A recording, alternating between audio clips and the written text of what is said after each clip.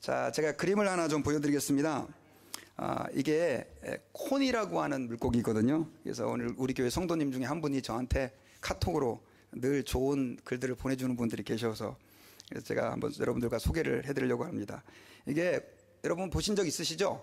어디 그 어항이라든가 혹은 또 어디 연못 같은 데 가서 자라는 이 고기의 이름이 코이입니다. 코이라고 하는 이 잉어인데, 근데 이거는 이 어항에다가 두면은 이 고기가 한 2, 3인치 정도밖에 안 되는 그 작은 크기밖에 안 된대요. 근데 이 고기를 좀 더 큰 수족관에다가 이렇게 넣게 되면 8에서 10인치까지, 그러니까 거의 한 20cm까지 그렇게 자라게 된다고 합니다. 그런데 이걸 강물에다가 방류를 하면은 자그마치 90에서 120cm, 그러니까 50인치 정도까지, 아까 지금 저기 그림에 사람이 붙잡고 있는데요, 이 정도 크기까지 자란다고 해요. 같은 물고기인데 어떤 곳에서 기르냐 하는 것에 따라서 이 결국은 고기가 작은 고기가 될 수도 있고 큰 고기도 될 수 있다, 뭐 이런 이야기입니다. 근데 이 이야기를 제가 들으면서 든 생각이 있습니다. 여러분, 우리 사람도 만약에 똑같아요. 만약에 우리가 정말 좁은 가치관 속에서 좁은 생각만 하고 살아간다고 한다면 겉으로 볼 때는 똑같은 삶을 살지만 결국 그 사람은 작은 고기처럼 작은 삶, 하나님이 사용하시기도 힘든 그런 삶들을 살 수밖에 없지만, 그러나 이 어마어마한 하나님, 온 우주의 창조자 되시고 온 우주의 주인 되신 하나님의 생각으로 가득 차서 그 하나님과 동행하면 이 코이라고 하는 물고기처럼 정말로 큰 삶, 하나님이 기뻐하시는 그런 거대한 삶, 아름다운 삶을 저는 살게 될 수 있을 줄 믿습니다. 그래서요, 저희들은 하나님 아버지 앞에서 이 땅을 살아가면서 기억해야 되는 것이 있어요. 나는 과연 어느 곳에서 살고 있느냐 하는 게 굉장히 중요해요. 여러분들은 지금 어떤 세계관 속에서 갇혀서 살아가고 계십니까? 사실 여러분, 많은 사람들이 이 세상에서 살아가면서 자기의 지금까지의 경험 혹은 배웠던 몇 가지 이런 것들에 매여가지고 그렇게 자기 인생을 어항 속에 갇힌 코니처럼 살아가고 있는 사람들이 많이 있어요. 그러나 여러분, 저와 여러분들이 오늘 이 시간에 말씀을 듣는 가운데 정말로 하나님의 그 웅대한 우리를 향한 놀라운 계획들을 발견하고 하나님 앞에서 큰 고기처럼이라고 비해서 좀 죄송하지만 하나님 앞에서 큰 사람이 되어서 아름답게 쓰임받고 하나님의 역사를 아름답게 이루어드릴 수 있는 그런 도구들이 될 수 있기를 바랍니다. 자, 그럼 어떻게 우리가 하나님의 이 큰 사상, 생각들, 하나님의 그 비전들을 품고 살아갈 수 있느냐? 그것은 주님께서 우리에게 가르쳐 주신 그 말씀의 교훈을 우리의 마음에 담는 거예요. 그 말씀의 넓은 영적인 세계 속에서 저희들이 살아가는 거예요. 특별히 그 영적인 세계 속에서 살아가는 삶 가운데 가장 중요한 게 뭐냐면 바로 예수 그리스도의 재림을 늘 염두에 두고 살아가는 삶인 것입니다. 여러분, 오늘 본문에 보면은요, 예수님께서 제자들에게 이제 예수님의 재림에 대해서 언급을 하세요.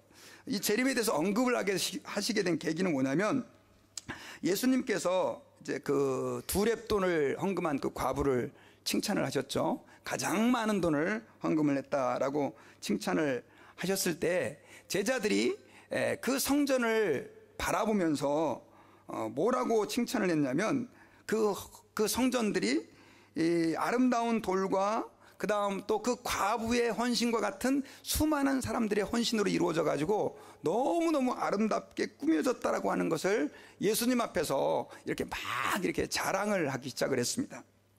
아마 그들은 굉장히 뿌듯해하고 그 다음 또 자랑스러운 마음으로 당당하게 예수님에게 그 성전에 대해서 자랑을 했던 것 같습니다. 그런데 예수님께서요, 그 말씀을 가만히 듣고 있다가 굉장히 충격적인 선언을 하세요. 어떤 선언을 하시냐면, 너희 보는 이 돌들이 돌 하나에 돌도 남지 않고 다 무너질 것이다, 이런 말씀을 예수님께서 그들에게 하시게 됩니다. 자, 돌 하나도 돌 위에 남지 않고 너희들이 그렇게 아름답다고 말하는, 그리고 그렇게 웅장하다고 말하는 성전이 다 무너지게 될 것이다. 갑자기 제자들이 이 이야기를 들으니까 얼마나 여러분 충격이 되겠습니까? 여러분, 실제로 예수님 시대에 있었던 그 성전은요, 헤롯 왕이 재건을 증축을 한 거예요. 증축을 한 건데 자그마치 46년 동안이나 그 성전을 지었습니다. 그리고 마당까지 완성된 그 시간을 따지면 거의 60년 이상 그 성전을 지었거든요. 그리고 그 성전의 높이가 얼마나 웅장했느냐면 거의 건물의 13층 높이, 그리고 오늘 제자들이 그 성전을 칭찬하면서 성전이 너무 멋있지 않습니까? 라고 했던 그 돌, 이게 우리 성경에는 미석이라고 번역이 됐는데, 그 돌은요, 이 돌 폭이 길이가 11m나 되는 거예요. 11m면 지금 여러분 이 성전의 거의 3분의 2 정도 되는 아주 엄청나게 큰 그 돌들을 가지고 바닥도 깔고 기둥도 다듬어서 만들고 했으니까 그 성전의 그 위엄이라고 하는 것은 참으로 대단한 것이었습니다. 거기에다가 정말 각종 금은보화를 사람들이 다 헌금해가지고 그 성전을 지었으니까 정말로 겉으로 볼 때는 휘황찬란한 그런 성전이었고, 많은 유대인들이 그것 때문에 사실은 헤롯을 뭐 싫어할 수 없는, 미워할 수 없는 사람으로 그렇게 인정할 수밖에 없는 그런 상태에 있었던 것이죠. 그런데 예수님이 그 성전이 무너질 것이다, 그것도 어떻게 해요? 돌 하나에 돌도 남기지 않고 무너질 것이다 라고 얘기하니까 얼마나 그들에게 충격이 됐겠습니까? 근데 그 순간 아마 제자들은 성전이 무너질 것이다 라고 얘기했을 때 그들은 500년 전에 아픈 추억을 떠올렸을 것입니다. 어떤 추억이냐면, 여러분, 하나님께서 그전에는 텐트로 지으신 성막 안에 늘 임재하셨죠. 그러다가 나중에는 솔로몬이 그 하나님의 임재가, 하나님께서 텐트에 계시는 것이 너무 안타까워가지고 성전을 아주 멋있게 지어드립니다. 봉헌을 하는데 그 성전이 나중에는 이스라엘 백성들이 타락함으로 말미암아서 하나님이 바벨론에 의해서 완전히 다 무너뜨려 버려요. 그래서 포로 생활을 70년 한 다음에 돌아와가지고 그 성전을 다시 재건했지만 그 스룹바빌이라고 하는 총독에 의해서 재건됐는데 너무나 초라하기 짝이 없었던 거죠. 그러니까 이스라엘 백성들에게 있어서는 여러분, 이 성전이 무너진다라고 하는 개념은 어떤 개념이냐면 나라가 망한다는 개념이었었어요. 그래서 그것 때문에 너무 이 제자들이 충격을 받아가지고 묻습니다. 언제 그런 일이 일어나겠습니까? 그리고 무슨 징조가 그때 있겠습니까? 라고 예수님에게 물어요. 그때 예수님께서 이제 말씀을 해주시는데, 그 말씀이 이제 내용이 굉장히 길게 나옵니다. 오늘 21장 뒷부분에 이제 나오는데, 이 내용은 마태복음 24장에도 나오고요, 또 마가복음에도 나와요. 그래서 예수님께서 이제 십자가에 잡히시기 바로 이틀 전에 말씀하신 거거든요. 그러니까 사실은 굉장히 중요한 말씀이기도 한데, 예수님께서는 그 성전이 무너지는 것을 예언하면서 그 성전의 무너짐과 함께 주님의 재림 때 어떤 일이 일어날 것을 둘이 중복해서 말씀하셔요. 실제로 여러분, 예수님께서는 지금 그 기원 후 AD 33년 정도에 지금 돌아가셨거든요. 돌아가셨는데 70년, AD 70년에, 그러니까 정확하게 몇 년 뒤입니까? 약 36년 뒤죠. 약 40년 뒤에 로마 지도장군에 의해서 성전이 실제로 무너지는데 그걸 지금 내다보고 계신 거예요. 그러면서 그 성전이 무너질 것인데 라고 말하면서 예수님께서는 그 성전의 무너짐과 함께 예수님이 이 땅에 다시 오실 때 어떤 일들이 일어날 것을 두 가지를 중복해서 말씀하고 있다고 하는 거예요. 그래서 여러분, 우리는 이 예수님의 말씀을 통해서 예수님께서 재림하실 때 어떤 일들이 일어날 것인가에 좀 포커스를 맞춰보기를 원해요. 왜냐하면 사실은 이미 성전은 지금 무너졌어요. 지금 예루살렘에 가면 성전이 있습니까? 없습니까? 없어요.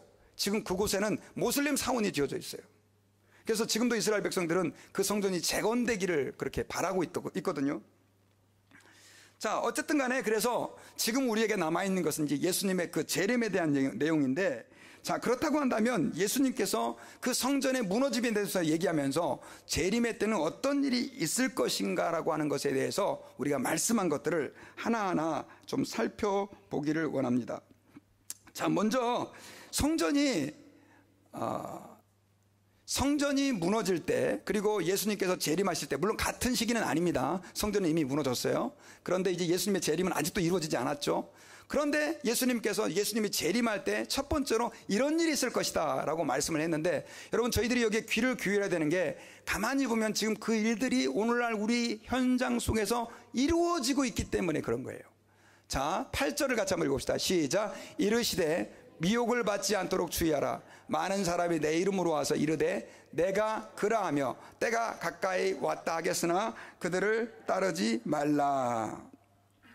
여러분, 예수님의 재림의 징조로, 글씨가 좀 작죠.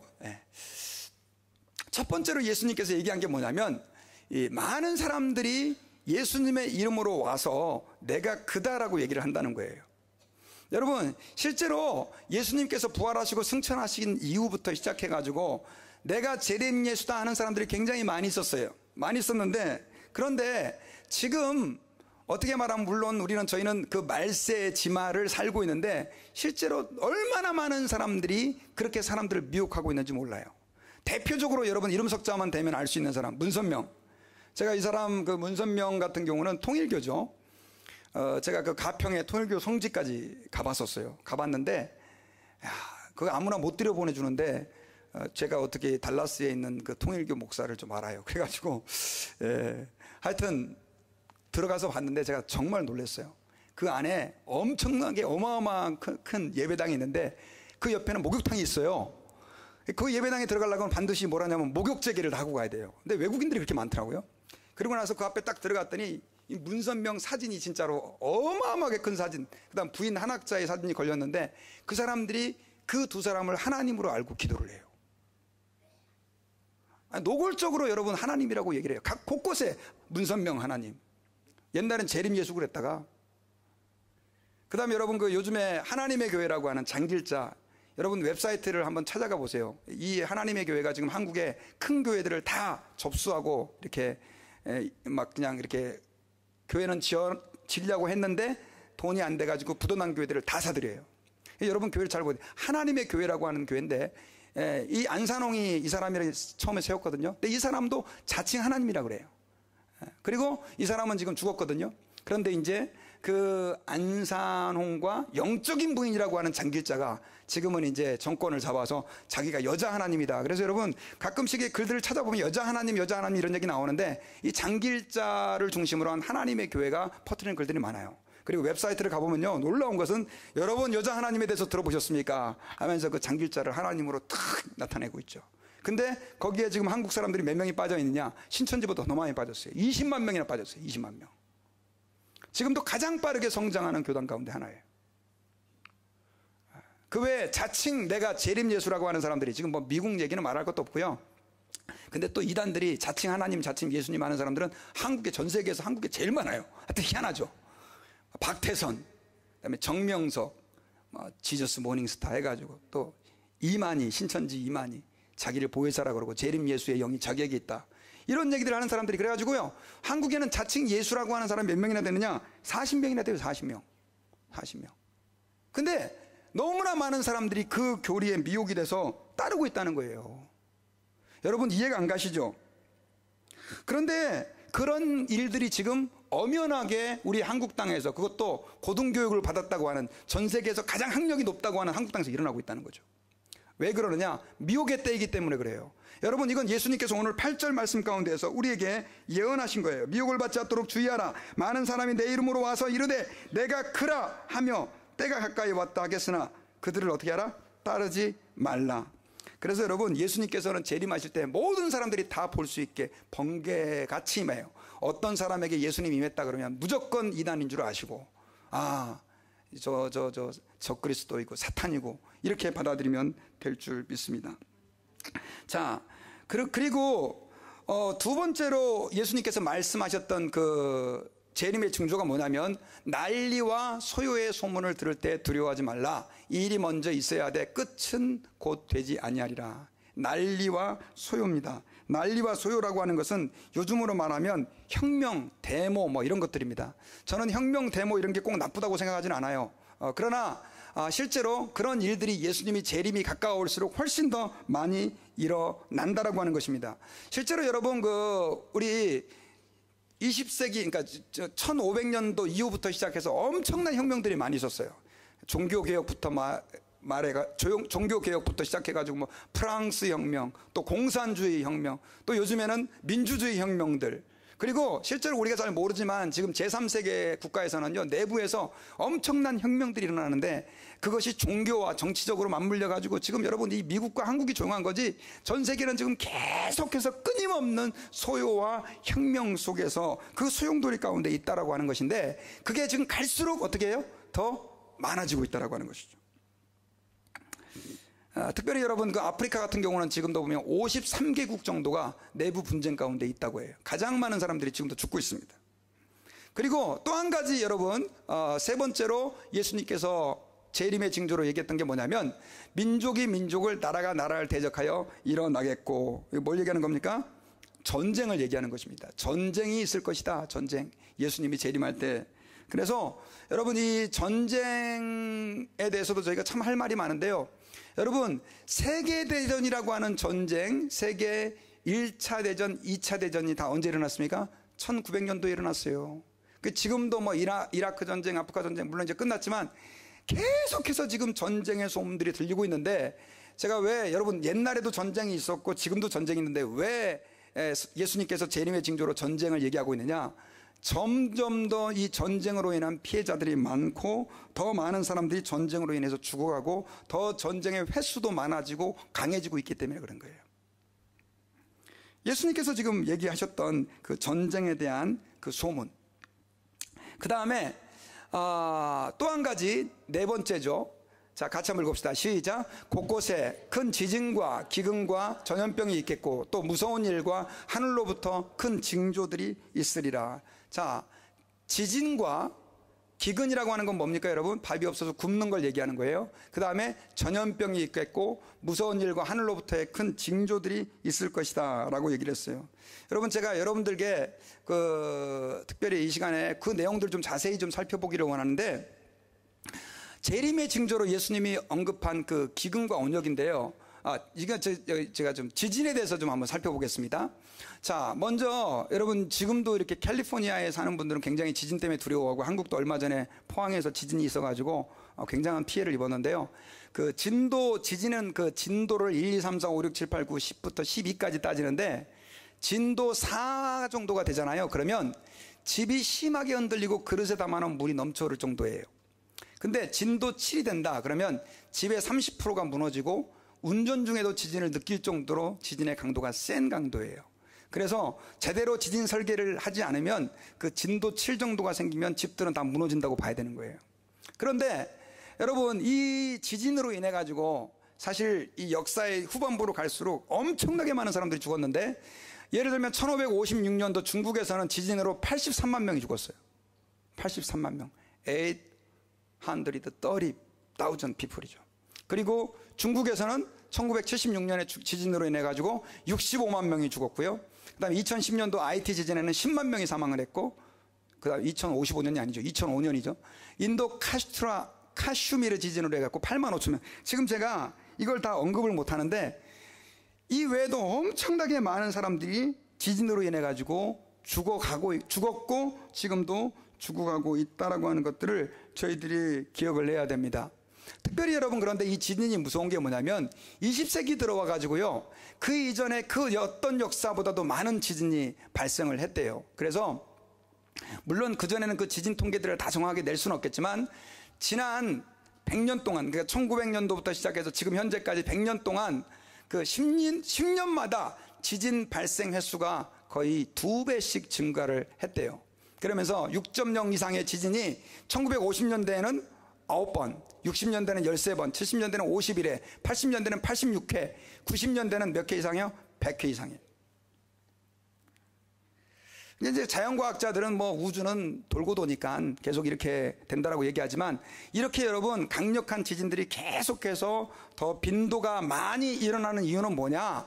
주님이 재림하실 때가 가까웠다라고 하는 것을 오늘 말씀처럼 보여주고 있는 것이죠. 그 다음에 여러분, 그 주님이 또 한 가지 언급했던 게 뭐냐면 온역, 전염병인데요. 그 여러분 1346년도부터 1353년 동안, 여러분 지금으로부터 말하면 거의 700년 전, 600년 전 일이라 굉장히 오래된 일이지만, 사실은 하나님의 전체 역사에 보면은 이것도 그렇게 오래전이 아니죠. 그런데 이때 흑사병, 패스트라고 하는 병이 돌았는데요. 그때 죽은 사람이 최소 7,500만 명에서 2억 명이 죽었어요. 전염병으로 인해 가지고. 그래가지고요, 그 당시 세계 인구를 약 4억 5천 정도로 계산을 하는데, 그 중에 약 1억이 실제로 죽어가지고요, 이 10년 동안 3억 5천으로 줄었다는 거예요. 전염병으로 인해 가지고. 지금도 여러분, 우리 한국에 뭐 구제역, 조류독감부터 시작해서 요즘은 또 에이즈, 뭐 이런 병들부터 시작해서 하여튼 신종 병들이 계속 지금 생겨나고 있는데, 여러분들이 이런 병들이 생길 때마다 아이고 세상이 오염돼가지고 뭐 이러나 보다 이렇게 생각하시면 안 돼요. 이것은 주님께서 재림의 징조로 우리에게 말씀해 주신 거예요. 그러니까 이런 일들이 일어날 때마다 우리는 어떤 생각을 가져야 되냐면, 아, 주님의 말씀이 성취되고 있구나 라고 하는 것들을 생각을 해야 돼요. 그 다음에 또 한 가지 예수님이 언급했던 게 뭐냐면 기후변화예요. 기후변화인데, 여러분 그 인도의 그 쓰나미는 물론 이제 지진과도 직접적인 관계가 있지만 23만 명이 죽고요. 일본에서는 18,400명이 죽고, 그때 후쿠시마의 그 원자로가 파괴돼 버렸죠. 그걸로 인해 갖고 지금도 방사능 때문에 많은 사람들이 지금 고통을 당하고 있습니다. 그 다음에 태풍으로 인해 갖고 미얀마에서는 14만 명이 죽는 일이 일어났고요. 그 다음에 러시아 폭염, 여러분 그 날씨가 지금 달라스도 예년에 비해서 갑자기 많이 더워요. 많이 더운데 러시아 같은 경우는 2010년도에 5만 6천 명이 죽는 일이 일어났었어요. 더위로 인해 가지고. 유럽에서는 2003년도에 폭염으로 인해 가지고 4만 명이 죽는 일이 일어났었어요. 여러분, 이렇게 그냥 세계 도처에서 일어나는 그 기후변화, 또 지금 뭐 북극의 얼음이 녹고 있고 지구 온난화 현상이 생겨지고 하는 모든 일들은 결국은 주님께서 말세의 징조로 우리에게 예고했던 그런 내용들이 성취되고 있다라고 하는 것을 기억해야 됩니다. 그런데 여러분, 예수님께서 이 주님이 재림하기 전에는 이런 일들이 있을 것이다 라고 말하면서 더 중요한 징조 한 가지를 말씀해 주셨어요. 그게 바로 12절이에요. 같이 읽읍시다. 시작. 이 모든 일 전에 내 이름으로 말미암아 너희에게 손을 대어 박해하며 회당과 옥에 넘겨주며 임금들과 집권자들 앞에 끌려가려니와. 여러분, 아까 말씀드렸던 그 모든 일 전에 사람들이 예수님의 이름 때문에, 예수님을 믿는 믿음 때문에 박해를 당한다는 거예요. 그래가지고 유대인들은 회당에 끌려가가지고 교회에서 종교재판을 받고 죽임도 당하고 감옥에 끌려가기도 하고 임금들과 집권자들 앞에서 형벌을 받기도 하고, 실제로 여러분 성경에 보면 바울도 그런 일 당했고 주님의 제자들이 굉장히 많이 당했죠. 그런데 여러분 그거 기억하셔야 돼요. 지금은 그 시대보다도 훨씬 더 많은 핍박이 있다는 거예요. 그거 어떻게 아느냐? 핍박인데요. 지난번에 2006년도죠. 이탈리아의 사회학자 마시모인 트로비네라고 하는 사람이 있어요. 소셜을 연구하는 그 학자인데, 이 사람이 2016년도에 전 세계에서 그 순교자, 기독교 순교자를 계산을 했는데 죽은 사람이 몇 명이냐면 예수님을 믿다 죽은 사람이 2016년도에 9만 명이었어요. 1년에. 그리고 전 세계에 있었던 그 어떤 종교 때문에 죽은 사람보다도 예수님을 믿다 죽은 사람들이 제일 많았어요. 그래서 계산을 해보니까 6분의 1명씩 예수 믿는 사람들이 예수 믿는 믿음 때문에 죽어가고 있는 거예요. 그 가운데 가장 많은 순교자를 낸 곳이 어디냐면 아프리카래요. 근데 2015년도에는 10만 5천 명이 순교를 했대요. 그러면서 그분이 그런 글을 썼더라고요. 순교자가 줄어서 감사는 한데, 이러면서 이렇게 썼더라고요. 그러니까 한 해 9만 명, 10만 명이 지금도 예수님을 믿는다고 하는 이유 때문에 죽어가고 있어요. 우리는 여러분 한국 땅에 살고 있고 미국 땅에 살고 있다 보니까 신앙의 자유가 있어서 그런 거 잘 못 느끼지만 너무나 많은 사람들이 지금 예수 믿는 믿음 때문에 죽어가고 있는데, 이것도 지금 예수님께서 우리에게 예고해 주신 내용이다라고 하는 것을 저희들이 기억해야 됩니다. 자, 그러면 지금까지 예수님의 재림의 징조에 대해서 12절까지 예수님이 말씀하신 내용들과 오늘날 일어나고 있는 일들을 제가 비교해서 좀 간단하게 말씀을 드렸는데, 자, 그렇다고 한다면 여러분, 여기서 우리가 중요한 질문을 한 가지 해야 돼요. 자, 예수님께서 재림의 징조에 대해서 그렇게 제자들에게 말씀을 해주시는데 굉장히 의도적이에요. 왜 의도적이냐면 제자들은 이렇게 물어봤거든요. 예수님, 성전이 언제 무너집니까? 이렇게 물어봤잖아요. 성전이 언제 무너집니까? 예수님은 그 디도라고 하는 사람이 와가지고 70년 정도, 한 30몇 년 뒤에 무너질 것이다, 이렇게 간단하게 대답하면 될 건데, 예수님께서는 그 성전이 무너지는 사건과 예수님의 이 땅에 다시 오시는 재림을 두 개 오버랩 해가지고 예수님의 재림을 제자들에게 가르쳐주고 설명해주면서 재림의 때 이런 일이 있을 거니까 너희들은 준비하라 라고 말씀을 하고 있는 거예요. 특별히 여러분, 예수님께서는요, 의도적으로 지금 이렇게 말씀을 하시고 있다라고 하는 얘기는 뭐냐면, 제자들에게 자신의 재림과 재림의 때 어떤 일들이 일어날 것을 알려주심으로 인해서 그들이 예수님이 재림할 때 나태하고 방탕하게 살지 않기를 주님은 원하셨던 거예요. 실제로 예수님의 제자들은 다 돌아가셨죠. 하지만 그 제자들인 우리들은 지금도 예수님의 재림을 기다리면서 이 땅에서의 삶을 살고 있다는 것을 저희들이 기억해야 돼요. 그래서 여러분, 예수님의 말씀을 보면 예수님께서는 자주자주 제자들에게 깨어 있어라, 내가 다시 온다, 이걸 말씀해 주셨어요. 요한복음 14장 1절부터 3절까지 보면 내가 너희를 위하여 처소를 예비하러 가노니 가서 너희를 위하여 처소를 예비하면 내가 다시 와서 너희를 내게로 영접하여 나 있는 곳에 너희도 있게 하리라. 여러분, 예수님 다시 오십니다. 다시 한번, 여러분, 예수님 다시 오십니다. 우리 옆에 있는 분들에게 예수님은 꼭 다시 오십니다. 예. 예. 그냥 뭐 사상으로 오는 게 아니에요. 예수님은 실제로 다시 오세요.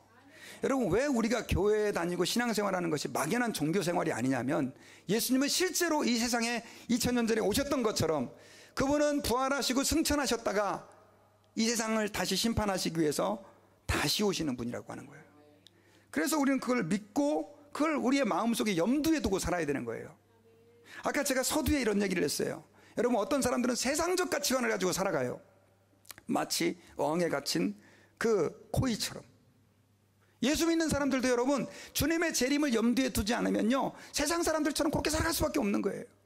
여러분, 우리는 하나님의 말씀에 약속해 주신 이 세상의 역사에 대해서, 그리고 이 세상 나라에 대한 개념에 대해서 우리가 그런 분명한 가치관을 가지고 있어야 될 줄 믿습니다. 사도행전 1장 9절부터 11절까지는요, 예수님께서 재림하실 때, 승천하실 때 천사들이 이렇게 얘기를 했어요. 이 말씀을 마치고 저희 보는 데서 올리워 가시니 구름이 저를 가리워 보지 않게 하더라. 올라가실 때 제자들이 하늘을 쳐다보고 있는데 흰 옷 입은 두 사람이 저희 곁에 서서 가로되 갈릴리 사람들아, 어찌하여 서서 하늘을 쳐다보느냐. 너희 가운데서 하늘로 올리신 이 예수는 하늘로 가심을 본 그대로 오시리라. 하늘로 가심을 본 그대로 다시 오시리라. 예수님은 다시 오세요. 그러면 예수님께서 이렇게 재림의 징조에 대해서 얘기하시고 다시 올 거다라고 계속해서 예수님이 제자들에게, 또 우리 예수 믿는 사람들에게 말씀하시는 이유는 뭘까요? 재림을 준비하고 있으라는 거예요. 준비하고 있으라. 근데 여러분, 예수님의 재림은 언제 이루어질지를 모른다는 거예요. 옛날에 그 1992년 10월 28일 날 예수님이 재림한다고 그래가지고 난리가 났죠. 난리가 났어요. 예수님은 날짜는 절대 우리에게 알려주지 않았어요. 그 날짜는 아들도 모른다, 예수님도 모른대요. 모르는 것이 없는 예수님도 모르는데 날짜를 안다 그러면 전부 다 그건 이단이고 마귀죠. 모르기 때문에 여러분, 저희들은 언제 주님이 다시 오실지 모른다라고 하는 기대감을 가지고 우리의 삶을 그 하나님의 말씀에 가치를 두고 살아가야 되는 줄 믿습니다. 마태복음 24장 42절에서는요, 그러므로 깨어있으라, 어느 날에 너희 주가 임할는지 너희가 알지 못함이라. 마태복음 25장 13절에서는 그런즉 깨어있으라, 너희는 그 날과 그 시를 알지 못하느니라. 자, 여러분, 예수님이 다시 오실 때는 언제인지는 알 수 없어요. 그런데 여러분, 한번 생각해 보세요. 지금 하나님의 살아계심을 여러분 다 믿으시죠? 믿으시는데 세상에 나가 살 때 그 믿음대로 사라져요, 안 사라져요? 잘 안 사라지죠. 잘 안 사라져요.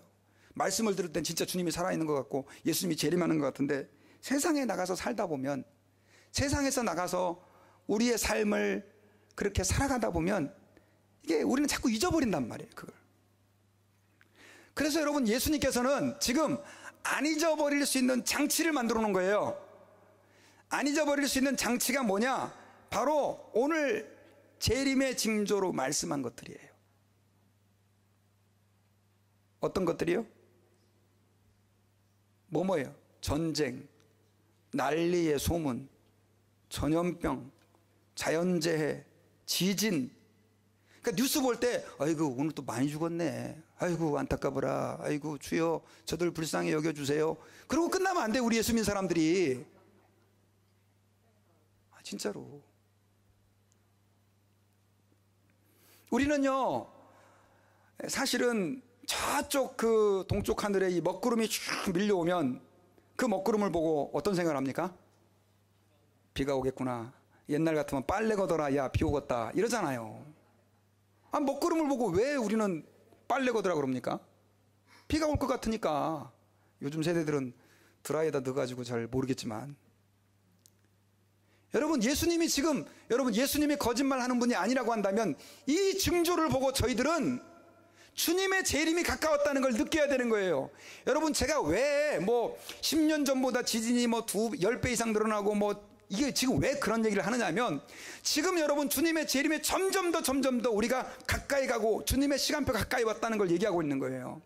여러분, 요한계시록을 지금 제가 수요일날 계속해서 말씀을 듣고 있는데, 어떤 분들은 굳세어라 한 번도 안 나오는 분들이 계신데, 그 계시록에서도 여러분 계속해서 인의 재앙, 나팔의 재앙, 그 다음 대접의 재앙들이 나오는데, 이게 보면 강도가 점점 더 강해진다고요, 처음보다. 근데 한번 여러분 생각해 보세요. 하나님이 세상을 심판할 때 꼭 이렇게 찌질찌질 이렇게 사람들을 지진도 처음에 좀 약하겠다 점점 더 많아지게 하고, 그 다음 또 재앙도 점점 더 그 전염병도 심해지게 하고, 이런 식으로 하실 필요가 있을까요? 죄송한데 저 같으면 한 번에 딱 쓸어버려요. 요놈들 봐라. 마치 폭포에, 나이아가라 폭포 같은 데 이렇게 배를 타고 가다가요, 잘 가잖아요. 가다가 뚝 떨어지잖아요, 그냥. 폭포가 있다, 폭포 100m 전, 40m 전, 30m 전, 몰라요, 잘. 그냥 뚝 떨어지잖아요. 세상의 종말이 그렇게 오면 좋잖아요. 근데 하나님이 그렇게 안 하시는 이유가 뭐냐면, 우리로 하여금 알라고 하는 거예요. 우리가 미련하니까, 우리가 잘 못 깨달으니까, 주님의 재림이 가까웠다는 것을 현상을 보고 파악하라는 거예요. 야, 니네 먹구름이 오는 거 보면 비 오는 거 알면서 어떻게 지금 이렇게 많은 하나님의 그 경고와 사인과 주님의 재림에 대한 지금 메시지가 전달되고 있는데 너희들 모르냐. 그래서 주님이 자꾸만 강도를 높이고 빈도를 높여가지고 지금 우리에게 말씀해주고 있는 거예요. 여러분, 하나님께서 노아에게 세상을 물로 심판하시기 전에 120년 동안 방주를 만들려고 그랬어요. 그죠? 120년 동안. 저는 옛날에 이렇게 생각을 했어요. 야, 그 큰 방주를 노아 가족 8명이 만들려니까 120년도 모자랐겠다, 이렇게 생각을 했었어요. 여러분도 그렇게 생각하십니까? 끄떡끄떡 하시네요. 전능하신 하나님께서 방주 1초만 만들지, 1초. 천지를 만드신 하나님이 방주 만드는데 몇 년 걸리겠어요? 그럼 뭐 그렇게 힘들게 노아한테 그걸 만들려고 그래. 야, 노아야, 일로 와봐. 저쪽 가봐. 근데 거기 반죽 그냥 만들어 놓고 불러와서 들어가. 그렇게 하면 되잖아요, 하나님이. 왜 그랬을까요? 사인이에요. 세상 사람들에게 지금 말씀하고 있는 거예요. 내가 물로 세상을 심판할 거니까 회개하고 돌아와라.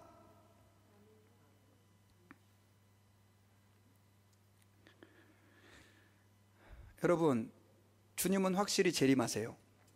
주님이 나팔 소리와 함께 이 땅에 오실 때 우리 모든 성도들은 공중으로 들림을 받아서 주님을 맞이하게 될 것이고, 그 이후에는 더 이상 기회가 없어요. 세대주의 종말론에서는 그러고도 회개하면 또 된다고 그러는데, 여러분, 성경에서는 그거 지지하지 않아요. 주님이 재림하는 순간 이젠 끝이에요. 초림의 주님은 우리를 구원하시기 위해 오셨어요. 그러나 재림의 주님은 우리를 심판하기 위해서요. 그때가 언제인지는 잘 몰라요. 그래서 우리는 어떻게 해야 됩니까? 깨어 있어야 돼요. 항상 주님이 리마인드 시켜주는 거예요. 오늘 잊어버리니까 또 가서 저쪽에서 쓰나미 터지고, 또 잊어버리고 세상에서 방황하니까 저쪽에서 전쟁 나가지고 지금 전쟁이 나네 안 나네 이러고.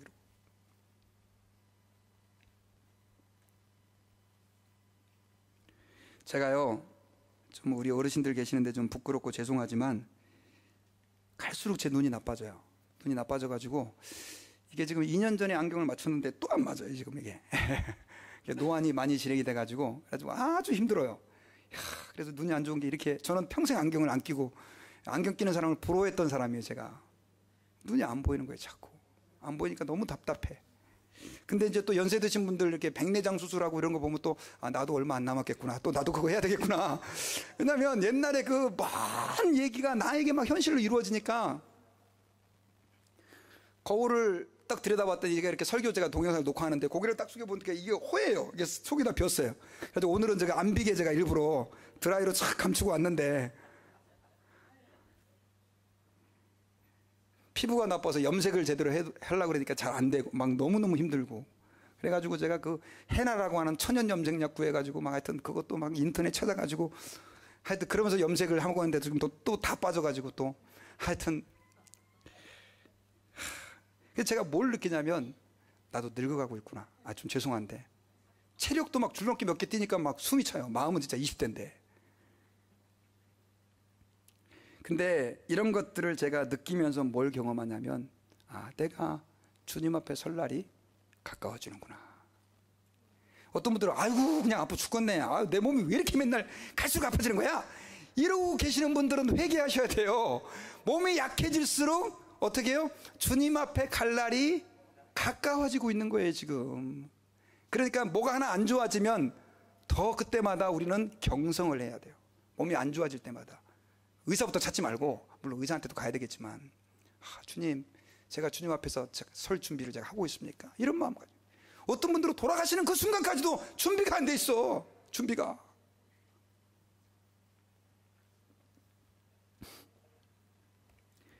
그래서 여러분, 사실은 아파서 병들어서 돌아가시는 거는 축복이에요. 갑자기 죽으시면, 갑자기 돌아가시면 주님 앞에서 뭐 준비도 못 하잖아요.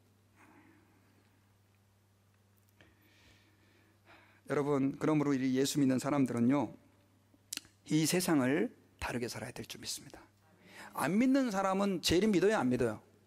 하나님도 안 믿고 재림도 안 믿어요. 재림 그러면 아이고 무슨 소설 쓰고 있냐 지금? 이렇게 얘기한단 말이에요. 우리는 여러분 재림을 믿어요. 그리고 우리가 주님 앞에 서는 날이 있다는 걸 믿어요. 그렇기 때문에 우리는 세상을 다르게 살아야 되는 거예요. 세상을. 제가 그 워런 버핏입니다. 이 사람 워런 버핏 혹시 아세요? 이 워런 버핏 이 사람이 몇 년 전부터 점심을 같이 먹는 걸 사람에게 경매를 내놨어요. 경매를. 나랑 같이 점심을 돈 내고 먹으십시오. 그래가지고 뉴욕의 멋있는 스테이크 집에서. 근데 작년에 이 사람하고 한 끼 점심시간 2시간인가 식사를 해요. 하는데 경매 최고가가 얼마나? 270만 불. 그러니까 270만 불을 워런 버핏한테 주고 2.7 밀리언 달러를 이 사람한테 페이하고 점심 같이 먹는 거예요. 제가 지어낸 얘기가 아니라 진짜 실제입니다. 200만 불짜리 식사인데. 근데 거기에 작년에 당첨이 된 사람이 워런 버핏하고 이제 이야기를 하면서, 여러분 왜 이 2.7 밀리언 달러를 지불하면서 이 사람은 밥을 먹겠어요? 이 사람이 지금 세계적으로 투자를 제일 잘하는 사람이, 돈 제일 잘 버는 사람이거든요. 이 사람한테 뭔가를 배우려고. 그래가지고 워런 버핏한테 그 사람이 배운 거를 신문에다 공개를 했어요. 그게 3가지예요. 여러분들은 200만 불 안 내고도 지금 이걸 배울 수 있어요. 자, 뭐예요? 한번 읽어봅시다. 시작. 매사에 진실하라. 아니라고 말하는 것을 어려워하지 말라. 잘 안 보이나요? 그 다음에 3번째는 좋아하는 것을 해라. 자, 이게 200만 불짜리 교훈이래요. 밥을 200만 불 내고 먹으면서 워런 버핏한테 배웠던 게 뭐예요? 매사에 진실하라. 거짓된 삶 살지 말고 진실하게 살아라. 그 다음에 아니라고 말하는 것을 두려워하지 말아라. 그러면서 이 워런 버핏은 굉장히 여가 시간이 많대요. 근데 여러분 얼마나 이 사람이 바쁜 사람이에요. 그러다 보니까 이 사람은 거절을 잘 한대요. 아닌 건 아니래요. 그냥. 그러고 나서 자기가 좋아하는 일들에 시간을 투자하는 거예요. 아주 단순한 얘기 같지만 제가 이걸 보면서 뭘 느꼈냐면, 여러분 성경에서는 우리에게 끊임없이 이렇게 얘기를 해요. 세상 사람들에게 끌려가지 말아라. 세상이 가는 대로 가지 말아라. 멸망으로 인도하는 문은 길이 넓고 찾는 사람이 보다 많다. 좁은 길로 가라. 좁은 길로. 그 좁은 길이 뭐예요? 예수 믿으면 때로는 바보 소리도 들을 수 있고, 예수 믿다 보면 때로는 손해도 보고, 예수 믿다 보면 때로는 사람들에게 조롱도 받아요. 그 길을 가는 거예요. 좁은 길. 놓으라고 말하면서 가는 거예요. 죄송합니다. 믿음의 선진들이 그렇게 살았잖아요. 그래서 제가 이 워런 버핏이 참, 저도 지금 200만 불만 있으면 그 사람하고 밥 한 번 같이 먹어보고 싶은데 그게 무슨 뜻이냐고 좀 설명을 좀 듣고 싶어서 자세히. 이 말이 무슨 말이에요, 여러분? 우리는 너무나 쉽게 세상에 끌려가요. 마치 코이가 어항에 갇혀 살듯이 세상이라고 하는 가치관에 꽉 갇혀가지고 온 세상을 지으신 그 하나님의 말씀은 가슴에 두지 않는 거죠.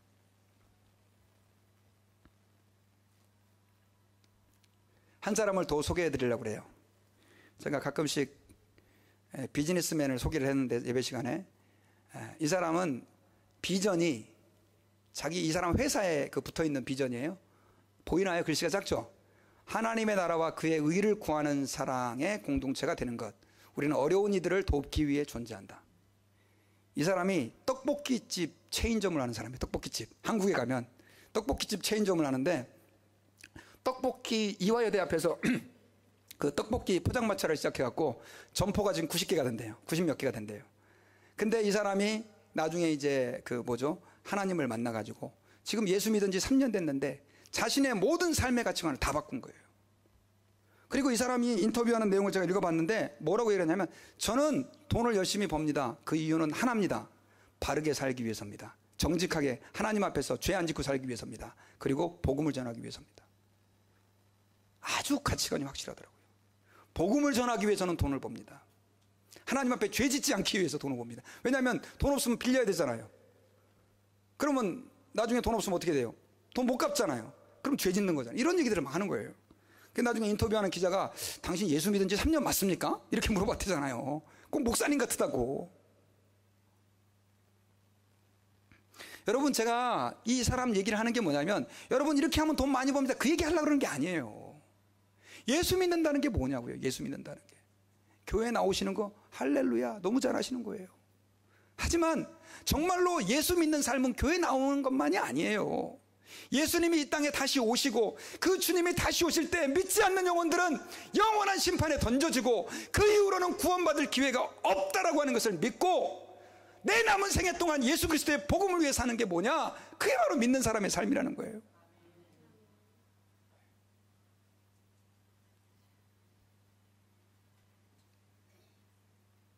여러분, 제가 여러분들에게 뭘 바라겠어요? 목사로서 헌금 많이 내가지고 교회 부흥이 돼가지고 큰 건물도 짓고 제가 이름이 유명해져서 여기저기 강의하고 다니는 거 그걸 원하겠어요? 제가 한번 돌아봤어요. 제 자신을 설교 준비하면서. 하나님, 제가 왜 목회를 해야 됩니까? 그러면서 제게 제 스스로 답을 했어요. 그 한 가지는 뭔지 아세요? 여러분들이 예수님을 잘 믿는 거예요. 그걸 위해 제가 존재하고 있더라고요. 죄송한데 어떤 때는 여러분들의 제가 친구도 돼주고 어떤 때는 도움도 돼드리고 어떤 때는 위로도 돼드리고 이렇게 해요. 왜이겠어요? 왜? 여러분들이 예수 그리스도께서 이 땅에 재림하신다는 걸 믿고 그 재림하시는 예수님 앞에서 헛된 삶을 살지 않게 해달라고 하나님이 나를 그 일을 위해서 세웠다라고 하는 믿음으로 전 그렇게 목회하는 거예요. 이분은 그 마음 갖고 떡볶이 장사하는 거고 여러분들 비즈니스 하시는 분들 직장생활 하시는 분들 그런 마음으로 살기를 바라요. 이게 바로 뭐냐? 주님의 나라를 품고 온 세상을 바라보면서 살아가는 넓은 물속에 사는 코이인 거예요. 코이.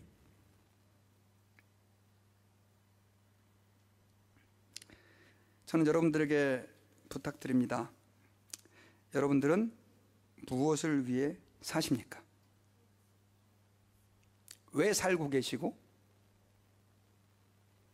어떻게 살고 계십니까?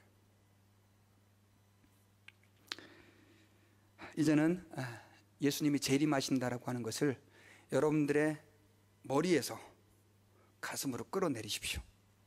그리고 그 주님을 염두에 두면서 사십시오. 그 주님 앞에 설 때 부끄러움 없는 모습으로 주님, 제가 십자가의 길을 지금까지 걸어왔습니다. 좁은 길을 걸어왔습니다. 힘들게 살았지만 그러나 그 길이 바로 주님을 만나는 이 생명의 길이었던 것을 감사합니다. 그 고백을 할 수 있는 저희들 모두가 되기를 바랍니다. 기도하겠습니다.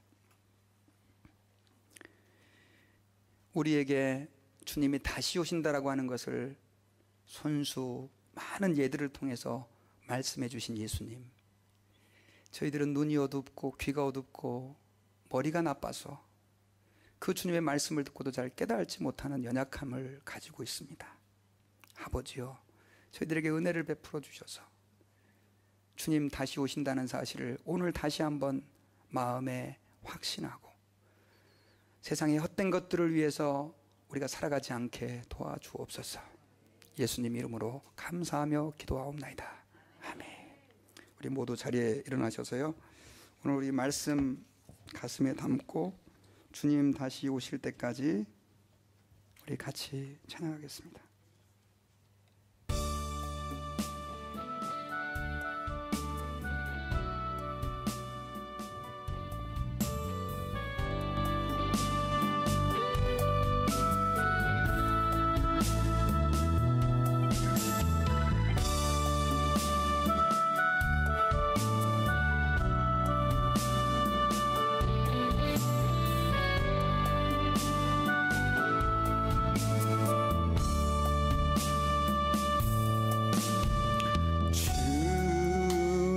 다시 오실 때 나는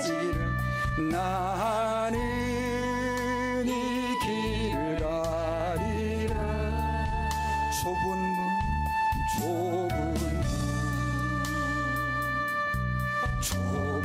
길 나의 십자가 지고 나의 가는 이 길 끝 나는 주님을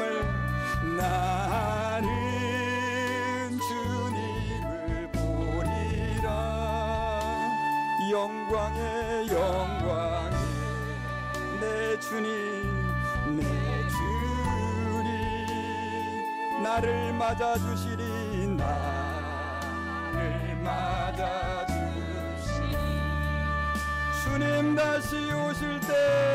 주님 다시 오실 때까지 나는 일어나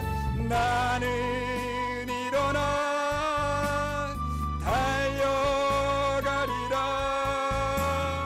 주의 영광 온 땅 덮을 때 나는 일어나 노래하리. 내 사모하는 주님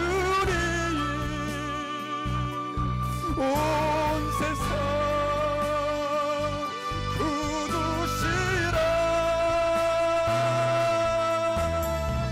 내 사모하는 주님 영광의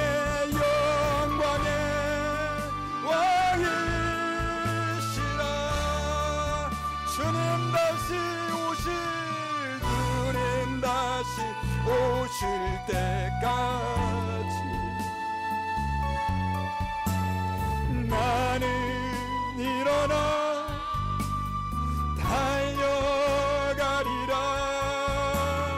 주의 영광 온 땅 덮을 때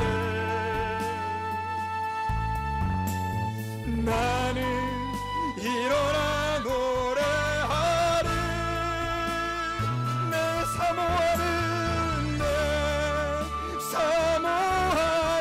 주님 온 세상 굳으시라. 내 사모하는 주님 영광의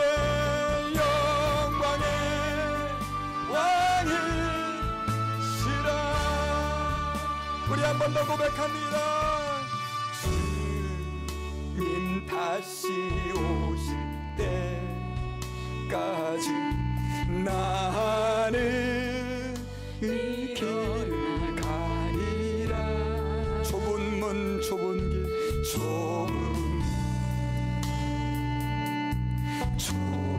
길 나의 십자가 지고 나의 가는 이 길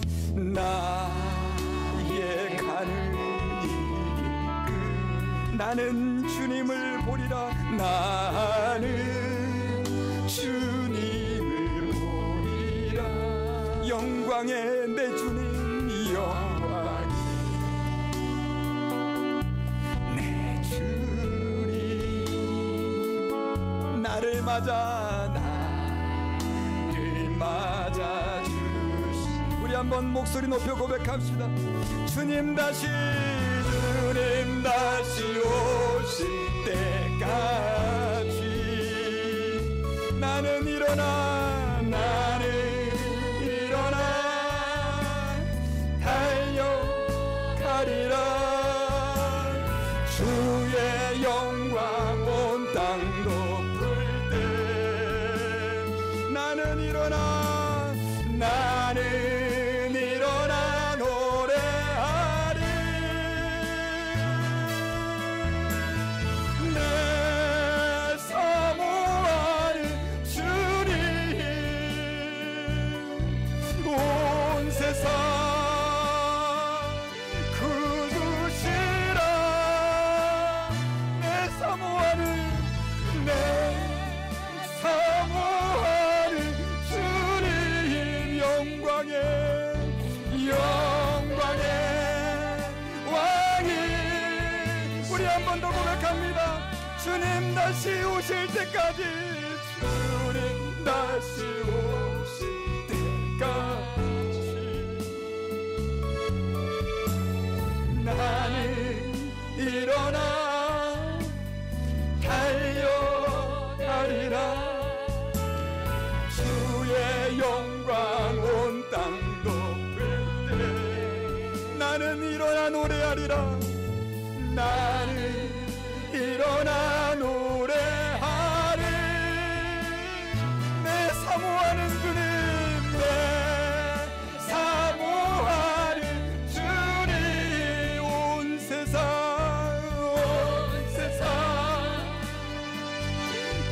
구주시라. 내 사모하는 주님 영광의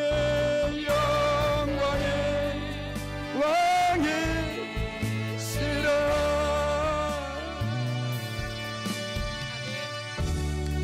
이 시간 우리 다 같이 한번 합심해서 하나님 앞에 결단하며 우리 기도하실 때, 하나님, 주님 다시 오시는 것이 확실한데 주님은 우리에게 많은 증거들을 통해 주님이 다시 오실 때가 가까웠음을 보여주고 계신데, 하나님 우리의 눈을 열어주셔서 주님 다시 오심을 기대하게 하시고 바라게 하시고 이 세상 헛된 것들에 우리의 마음을 쏟고 죄지으며 살지 않게 도와주옵소서. 하나님 사모하오니 성령으로 우리를 충만하게 하셔서 주님의 그 다시 오실 때 우리가 주님 앞에 부끄러움 없는 모습으로 설 수 있기를 기대합니다. 우리 같이 한번 합심하여 간절한 마음으로 우리 결단하면서 우리 통성으로 소리를 내서 우리 하나님께 기도하겠습니다. 하나님 아버지 감사합니다. 저희들을 사랑해 주시고